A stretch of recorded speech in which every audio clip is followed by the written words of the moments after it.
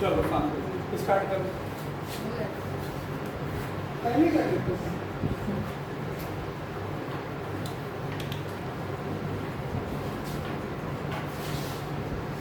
देखो कल हम लोगों ने जो है स्टडी किया था।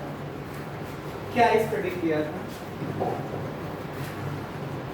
कि जब किसी करंट कैरिंग कंडक्टर को जिसमें करंट फ्लो हो रही है, जब किसी करंट कैरिंग कंडक्टर को जिसमें करंट फ्लो हो रही है उसको मैग्नेटिक फील्ड में रखा हुआ है। मतलब किसी धारावाही चालक को जिसमें करंट फ्लो हो रही है उसको चुंबकीय क्षेत्र में रखा है।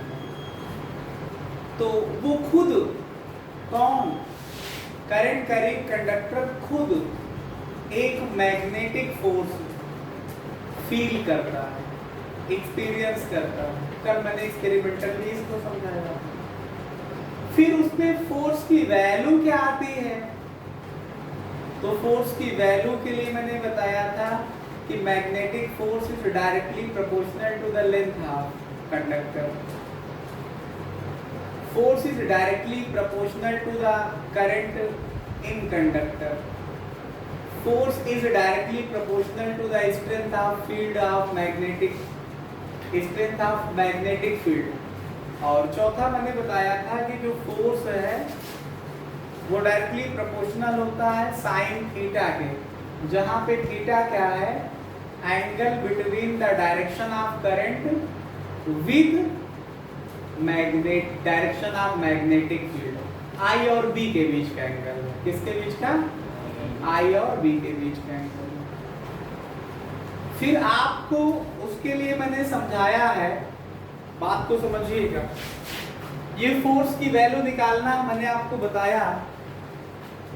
फिर आपको पता है कि जो फोर्स है एक वेक्टर क्वांटिटी है। मैग्नेटिक फोर्स जो है, जो मैग्नेटिक फील्ड में करंट कैरिंग कंडक्टर को रखने पे लगेगा, वो फोर्स कैसी क्वांटिटी है? वेक्टर क्वांटिटी है। तो वेक्टर क्वांटिटी में केवल मैग्नीट्यूड बताने से काम तो चलेगा नहीं ना, उसमें आपको डायरेक्शन भी बताना पड़ेगा।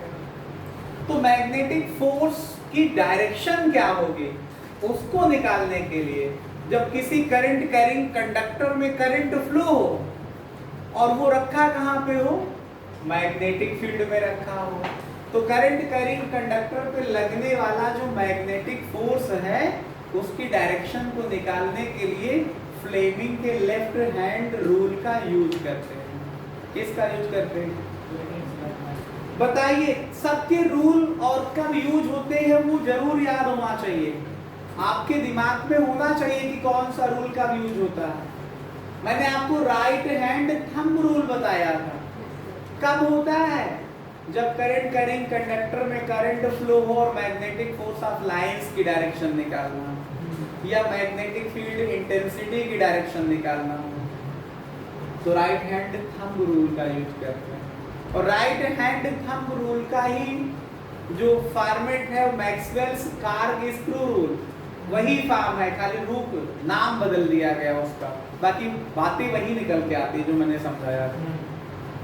फिर जब करंट कैरिंग कंडक्टर जो है, current carrying conductor magnetic field में है, उसमें करंट फ्लो हो रही है, तो फोर्स की डायरेक्शन निकालने के लिए फ्लेमिंग का लेफ्ट हैंड रूल समझिए। आप लोग मेरे साथ समझिए। आप अपने लेफ्ट हैंड को इस तरह से स्ट्रेच करिए, लेफ्ट हैंड को, जिसमें अंगूठा, तर्जनी और बीच की उंगली, thumb, four finger and middle finger, तीनों को देखिए। तीनों के बीच में एंगल 90 का बनना चाहिए। ऐसा सेट करिए कि तीनों के बीच में एंगल 90 का हो। कुछ लोग करते क्या है, इसको ऐसे मोड़ लेते हैं, ये गलत है। तीनों के बीच में डायरेक्शन 90 का होना चाहिए। मैंने कहा फ्लेमिंग का लेफ्ट हैंड रूल है क्या? Fleming left hand rule states that, क्या है इसका statement? If we stretch our left hand in such a way that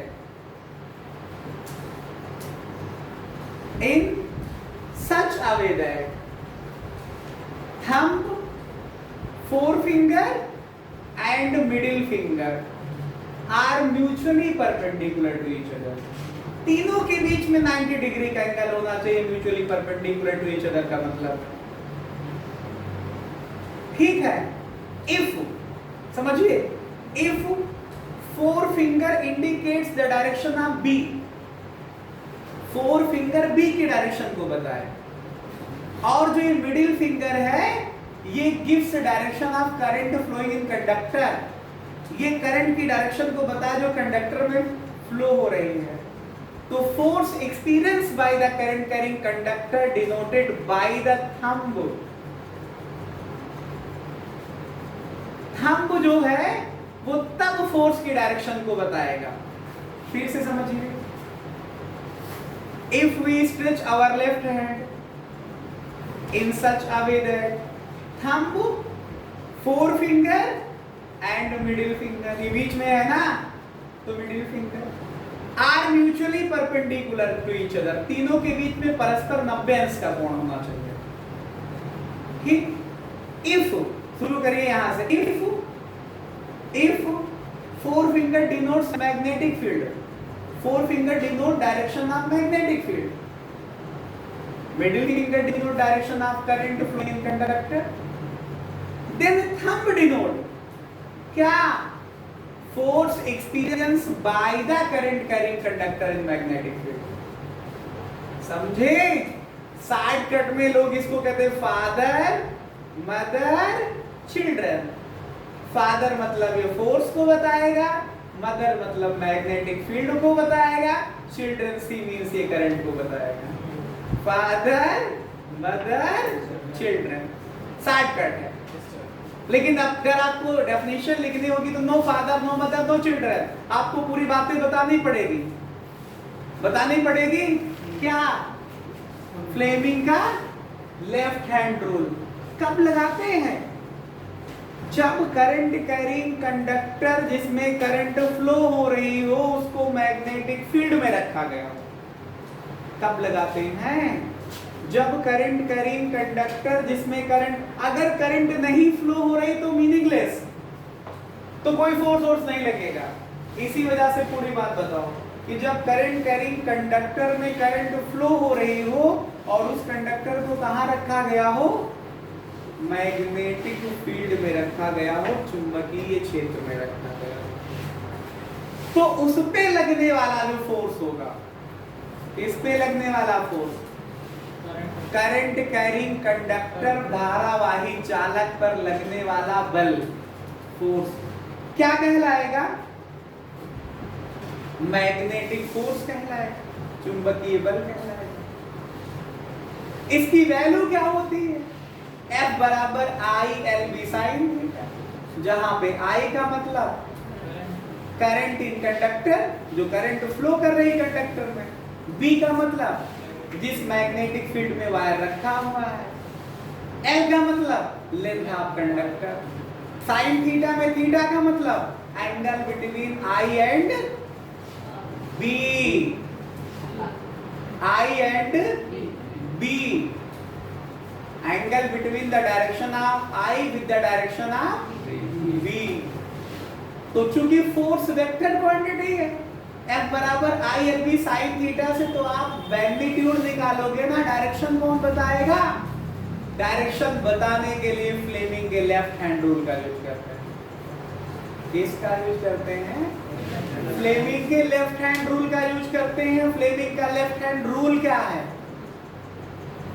Fleming's left hand rule states that, क्या है कथन? If we stretch our left hand in such a way that, अगर हम अपने बाएं हाथ को इस तरह से फैलाएं कि थंब, फोरफिंगर और मिडिल फिंगर तीनों एक दूसरे पे परपेंडिकुलर हो, म्यूचुअली परपेंडिकुलर हो का मतलब आपस में तीनों परपेंडिकुलर हो, नहीं दो परपेंडिकुलर हो जाएंगे, तीसरा नहीं होगा तो रॉन्ग है, तीनों एक दूसरे पे परपेंडिकुलर हो। तो ये पोजीशन आप देख पा रहे हैं, इसमें तीनों एक दूसरे पे परपेंडिकुलर होते हैं, उंगलियां सीधा रखो, टेढ़ी नहीं, टूट जाएंगे। अभी इसका मैं शॉर्टकट बताऊंगा, आपको कभी निकालने की जरूरत पड़े